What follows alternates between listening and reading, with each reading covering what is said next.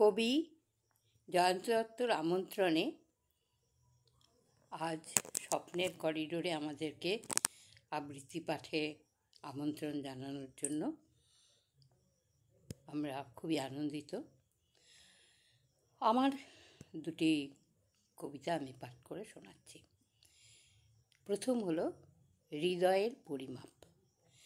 নিস্তরঙ্গ পুকুরের বুকে ঢিলখানি তরঙ্গ জাগায়, কিন্তু তাতে কি হৃদয়ের গভীরতা মাপা যায়? দ্বীপ শিখা মিলে মিশে যায় আঁধারের গভীরতায়, তাতে কি হৃদয়েতে হাজার বাতির আলো জ্বালা যায়?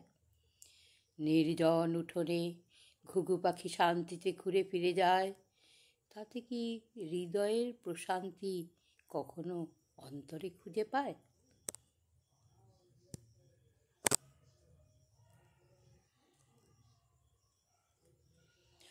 আমার দ্বিতীয় কবিতা প্লাবন।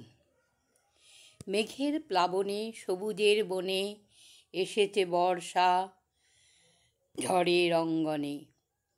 ঘন কালো মেঘে বিজুরি চমকে দাদুরি ডাকিছে দমকে দমকে। চকর ছুটেছে চকরির পিছে, বানে ভেসে আসে রঙিন মাছে। মাছরাঙা পাখি চুপ করে নামে, ঠোঁটে মাছ নিয়ে উড়ে যায় জামে। নদীর বুকেতে বৃষ্টির ফোঁটায় আলপনা আঁকে আকাশের গায়ে। বরিশন শেষে বান ভাসিয়েছে, চলো না এবার যাই গাঙে ভেসে।